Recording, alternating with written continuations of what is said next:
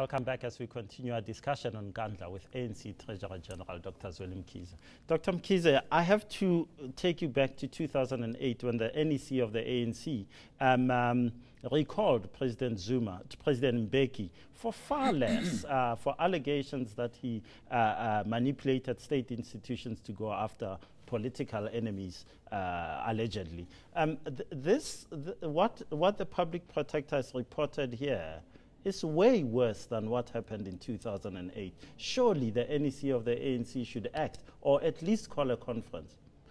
No, I think we must first agree that there's no one who is saying it was okay for excessive amounts of money to be paid for this project. And no one says that. And I think we must admit that there are the wrongs that have happened here, and this is why there has to be investigation. So when we deal with it, we must not... But an investigation has taken place. The public protector, as Chapter 9 institution that you and I both respect us of the Constitution, I don't know what more you would like to see. No, but there's still a lot more, because you see, the people must be charged, and the Special Investigation Unit is going into this matter. So all of that is still part of the whole process. Politically, your candidate as the President of South Africa in 2009, the incumbent, is found to have failed to protect state resources and therefore failed in his ethical conduct. Surely he's not worthy to sit in the office of the President. No, I wouldn't put it like that. I would say we understand what the public protector is saying, but we are saying that on the areas of the interpretation of what has happened, there are areas that require a determination by a competent institution. Let me just say, you see, the fact that there were irregularities and the cost has been going up, the Minister of Public Works was dispatched to go and deal with the matter, to investigate. Now, that's part of taking responsibility. When he comes back, an ministerial committee goes in to look at this whole matter and comes back and say, look, there are criminal charges that might need to be following here, and let's deal with the matter in that kind of way. And all of these reports, when they come back, they constitute the oversight that the government must take into account. So that's the political responsibility. But that's not political responsibility. You cannot send someone whose department, who is working on the matter himself. You mentioned Minister Nkandla, the Public Works Minister. You cannot send him to investigate himself. This cannot be independent at all. So you send Minister Mthethwa, the Police Minister, whose department would have been responsible for looking at some of the issues of security. Minister Zweli, same thing. And then you want to equate that report to the Public Protector's report. Surely you realize that this is an independent investigation. That is an investigation by people who are compromised and involved in the whole matter. But as you have heard it, a lot of the recommendations in terms of what finding out of what went wrong and what had to be done, a lot of it is similar. The difference is really right towards the end, and that has got more to do with the question of how the public protector would interpret the need for part payment based on the same legislation, and that how the cabinet interprets it very differently from the same legislation, which is why we believe that that's an issue that would need to be looked at and for a determination by another structure.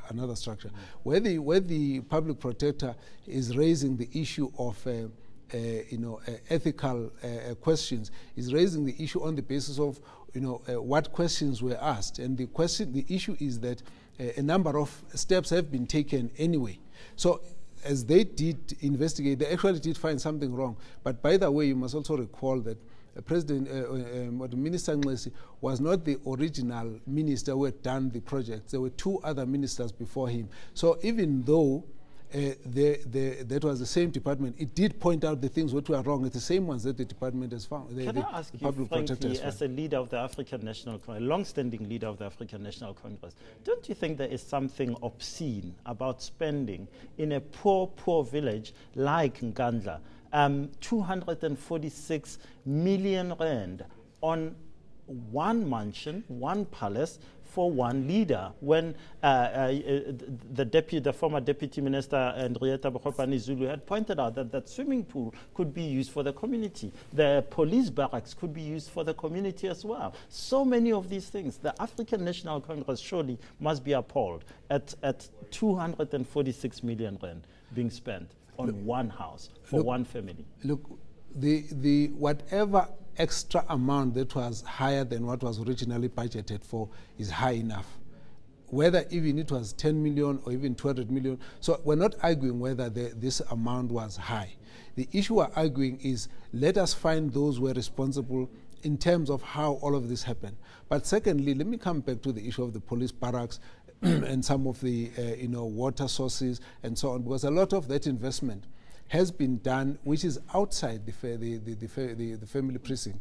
No, but you talk about the swimming pool; it's inside the fence. You talk about the police barracks; they're inside the fence.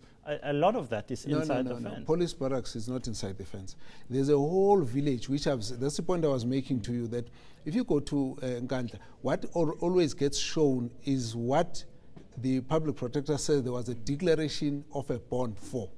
It's not the same thing as what the 130 million was spent on. There's a huge amount of investment that's gone outside.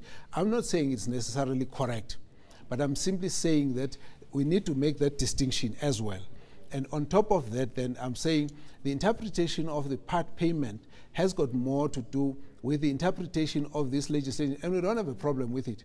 If you can get a determination that says this is the correct interpretation, whether a public protector or the cabinet will take that. And as far as we would be concerned, we would like us to get to that point so that we can clear that issue. But we as ANC, we can't say we'll run away from it.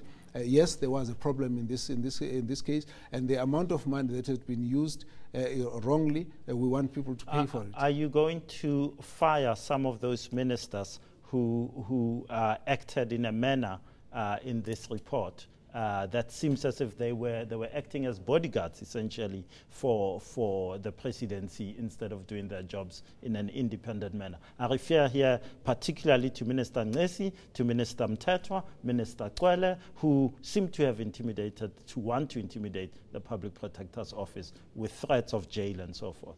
No, I don't know about the intimidation of the public protector. If that happened, that would have been wrong. But let me say, the public protector as an institution can actually take action against those who are intimidating the public protector. The question of the action, the public protector has recommended certain actions. Of course, I'm not the president to know what will happen to all those ministers and what kind of reprimand will be taking place there. But that's what the public protector has said. It didn't call on anyone necessarily to be fired. He said that action must be reprimanded. Do you agree that the timing of the release of this report was aimed at damaging your campaign as the African National Congress? No, that's not what we have said. We have said that we would have wished that this report should have been released much earlier, so that we can deal with this matter and put it aside. And when it's time for elections, we should then be dealing with the elections. But now that it has come at this point, we can't hide the fact that now instead of campaigning, we're dealing with this matter. And that is the issue that we've been concerned with. And we're not necessarily saying that that is a blame on anybody specifically, but we're simply saying at the time we called on the reports to be released. You might recall that even with the interministerial committee, the ANC called for these reports to be released, and even asked that the minister must declassify the report, because we were not comfortable with the fact that when people are quite legitimately asking questions about the expenditure, then we only focus on the issue of security, issue around the housing, around the whole project. So now that they were able to correct that and were able to declassify it, it was also quite helpful, because in the engagement with the public protector, she didn't go into those issues, which I think we've dealt with. Dr. Mkhize, we've run out of time. One last question. The public protector says President Zuma unduly benefited.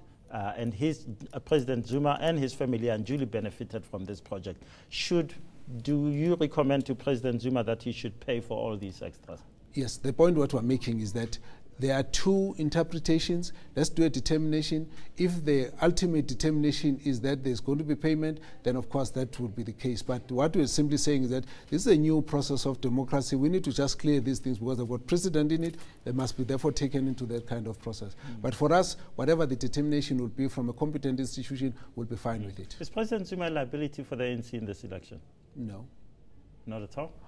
No, it's not a liability. There are lots of issues in these elections. There are people who have got particular attitude to certain things, some of them personal, some of them decisions of government, and therefore they blame the president for it. We understand that. In any situation, any democracy, the president can be, looked at with various attitudes, whether it's all personal or whether it's political, and we need to deal with it in that way. Okay. Dr. Zweli Mkhize, good luck with the election. We'll see you, I'm sure, on May 7th.